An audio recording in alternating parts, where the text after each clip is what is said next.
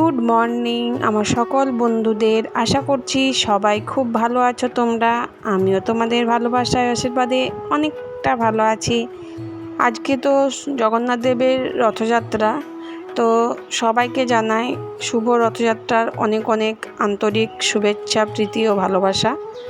তো আশা করছি তোমরা সবাই রথযাত্রার দিনটা খুবই ভালোভাবে কাটাবে, আর জগন্নাথ দেবের পুজো সবাই দেবে, আর সবাই একবার হলেও বলবে জয় জগন্নাথ। যাই হোক, আমি কিন্তু সকাল সকাল ঘুম থেকে উঠে পড়েছি, আর ঘুম থেকে উঠে প্রথমেই কাজে লেগে পড়েছি। প্রথমে কি কাজ বলো তো বন্ধুরা? প্রথমের কাজটা আজকে হচ্ছে আমার রান্নার দিকে যাওয়া। আর এই রথযাত্রার দিনে সবাই মিলে কোথাও না কোথাও ঠিক বেড়াতে যাই বা ভগবানের দর্শন করতে যাই, মেলা বসে অনেক জায়গায় সবাই যায়, কিন্তু আমি কোনো বছর বাড়ি থেকে বেরোই না। কারণ এই দিনটা আমি বাড়িতেই ছোটোখাটোভাবে উদযাপন করি। ছোটোখাটো মানে একটু পুজো দিয়ে নিই আসলে, আর কিছু না। তো পুজো যখন দেব ঠিক করেছি, তখন তো আমাকে কাজগুলো সামলে নিয়েই তারপরে পুজো দিতে যেতে হবে। তো সেই জন্য ভাবলাম না, রান্নার দিকটা আগে সামলে নিই, কারণ ওটা একটা বড় ঝামেলা হয়ে যায়। আর রান্নাটা আমার কি জানি খুব চাপের মনে হয়, জানি না, অন্য বাকি সব কাজ আমি ঠিক করে দেবো, রান্নাটা খুব আমার চাপের মনে হয়। যাই হোক, চাপ মন হলেও তো করতে হবে, কারণ টাইমে তো খেতে হবে। আর সব কাজ যদি গুছিয়ে পুজোটা করা যায় না, তাহলে পুজোর দিকে দেখবে একটু মনও দেওয়া যায়। আর যদি কিছু কাজ পড়ে থাকে আর পুজোতে আগে বসে যাওয়া যায়, তাহলে মনে হয় যে এই কাজটা করা হলো না, আবার পুজোর পরে এই কাজটা করতে হবে, তাহলে মনটা ঠিকমতো বসে না। ওই সাংসারিক মানুষ হলে যা হয় আর কি, তো সেটাই হয়। তো যাই হোক, পুজোতে মন দিতে পারি না। তো সেই জন্যই ভাবলাম না, আগে রান্নার কাজটা সেরে নিই, বাড়ির টুকিটাকি কাজগুলো সেরে নিই, তারপরে যাবো একেবারে পুজোর দিকে। আর পুজোর কেনাকাটা তো হয়েই গেছে আমার কালকে। আর পুজো তেমন কিছু দিই না। আর বলে যে পুরী গেলে নাকি পায়েসের ভোগ দিতে হয় জগন্নাথ দেবকে। তো হ্যাঁ, সেটা আমি অনেকের মুখেই শুনেছি যে হ্যাঁ, পুরী গেলে জগন্নাথ দেবকে পায়েসের ভোগ দিতে হয়, কিন্তু আমি জানো পায়েসের ভোগটা চালু করিনি। পায়েসের ভোগ দেওয়া যেতেই পারে জগন্নাথ দেবকে, কিন্তু আমি মানে আমার মাই আমাকে বলেছিল যে দেখ, তুই যেমন চালু করবি সেরকমভাবেই কিন্তু সেটা করতে পারবি। তুই যদি আজকে জগন্নাথ দেবকে পায়েসের ভোগ দিস, তাহলে কিন্তু তুই বরাবর পায়েসের ভোগই তোকে দিতে হবে। তাহলে তুই কোনো বছর হয়তো তোর শরীর খারাপ রইলো, পারলি না, তো তোর তো আর আলাদা করার কেউ নেই করে দেবার, তো তাহলে তোকে জগন্নাথ দেবের বাধা পড়লো একটা পায়েসের ভোগের জন্য। তো সেজন্য তুই চিড়ের ভোগটাই দে। আমার মাও চিড়ের ভোগ দেয়, আর আমিও চিড়ের ভোগেই শুরু করে দিয়েছি। তো যেটা শুরু করব সেটাই হবে, ঠিকই কথা। তো সেজন্য আমি আর বাড়াবাড়ি করিনি, চিড়ের ভোগই দিয়েই আমি কিন্তু জগন্নাথ দেবকে ভোগ দিই। আসলে ঠাকুরও দেখে যে ভোগ তুমি কি দিচ্ছ। হয়তো পোলাও, তারপরে অন্য কিছু মিষ্টি, তারপরে ফলমূল না সাজিয়ে দিতে পারি। তুমি যদি একটু বাতাসাও শুদ্ধ মনে ভালো মনে ঠাকুরকে নিবেদন করো, তাহলে ঠাকুর ওতেই সন্তুষ্ট। ঠাকুর কোনোদিন বলেনি যে আমাকে এই ভোগ দাও, ওই ভোগ দাও। তো সেজন্য আমি মন থেকেই, মায়ের কথা শুনে মন থেকেই আমি চিড়ের ভোগটাই দিয়ে থাকি। তোমরা হয়তো অনেকেই বলবে দিদিভাই এত বকবক করে যে মাথায় একবারে ধরিয়ে দিল, দেখবো না দিদিভাইয়ের ব্লগার। তো আমি স্কিপ করেই দেখবো। না গো, একদম স্কিপ করো না, আমি আর বকবক করছি না, আমি রান্নাটা সোজা শুরু করে দিয়েছি।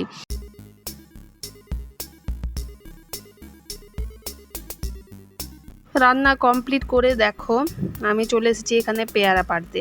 আর পেয়ারাটা এই জন্যই পেড়ে নিচ্ছি, পেয়ারা গাছটা এই কদিন হলো লাগিয়েছিল, তাও 1 বছর হলো লাগিয়েছিল, এইমাত্র সবে ফল ধরেছে, কিন্তু অনেক উঁচু ডালে। আর উঁচু ডালে পেয়ারাগুলো বেশ পেকেও ছিল, মানে দেখতে পাইনি আমরা, আর পাখিতে সব পেয়ারাগুলো খেয়ে নষ্ট করে দিচ্ছে।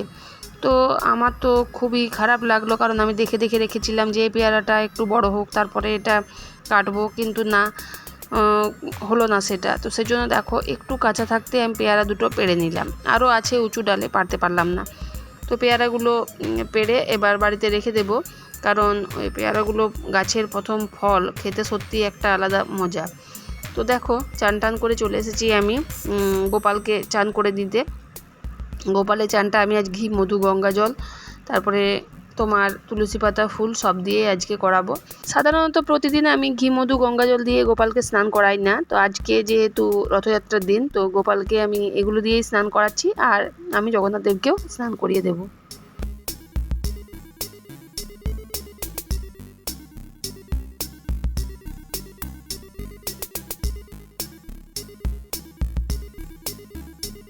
তো স্নান করিয়ে সব কিছু গুছিয়ে একেবারে রেডি করে তোমাদের দাদাভাই বসে গেছে পুজো করতে।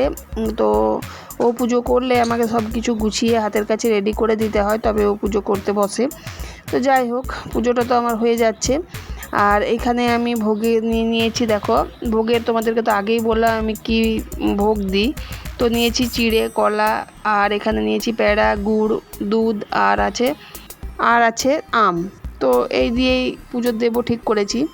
আর এখানে আমার গোপু সোনাকে আর জগন্নাথ দেবকে আমি একটু ফুল দিয়ে সাজিয়েছি। ফুল তো পাওয়া গেল না কোথাও, তো বাড়িতেই যেটুকু ছিল সাদা ফুল সেই দিয়ে একটুখানি আমি সাজিয়ে দিলাম। তো দেখো কীরকম লাগছে।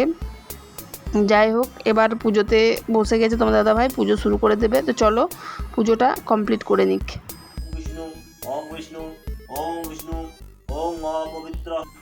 পুজোতে বসে পড়েছে। আর জানো, সব কাজ করে এসে এত ভালো লাগছে মনটা যে কি বলবো, যে এখন আমি পুজোতে একটু মন দিয়ে বসে থাকতে পারছি।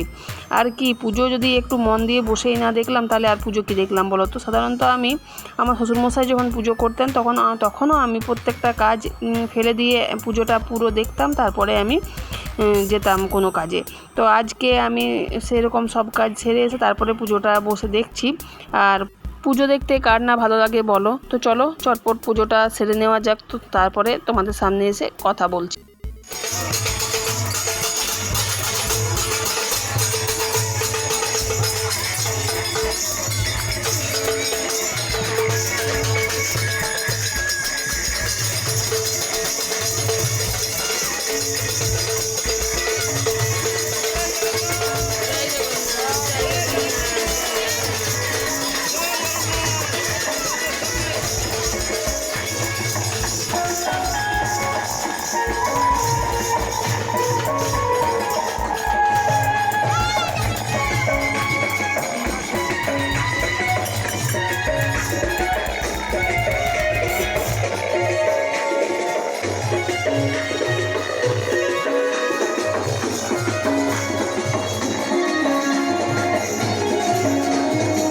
আমাদের এখানেও রথ বেরিয়েছে, তো সেই রথ বের করা দেখে তারপর চলে এসেছি আবার জগন্নাথ দেবের আবার ভোগ দিতে, গোপালের আরেকবার ভোগ দিতে। তো এইগুলো ভোগগুলো দিদি করেছে। এখানে ক্ষীর খিচুড়ি আছে, তারপরে ভাজা আছে, লুচি আছে, সব আছে ভোগ। তো অনেকটা সময়ের পর এখন তোমাদের কাছে এসেছি। এখন বাজছে বিকেল 4টে, আর খাওয়া দাওয়া তো আমাদের অনেকক্ষণ আগেই হয়ে গেছে। তো তোমাদের দাদাভাই বললো যে না, একটুখানি প্রসাদ আমাকে এবারে দাও, কারণ ভাত তখন খেয়েছে পুজো করে। তো প্রসাদগুলো এবার আমি দিয়ে দিচ্ছি, তিনজনেই মানে খাচ্ছি। তো 4টের সময় যদি প্রসাদ খাই তাহলে আর তো রাতের বা সন্ধেবেলায় কিছু খেতে পারবো না। তো সেই জন্য দেখো এখানে প্রসাদ সবাইকে ভাগ করে দিলাম। আর প্রসাদগুলো ফেলে রাখলেও চলে না।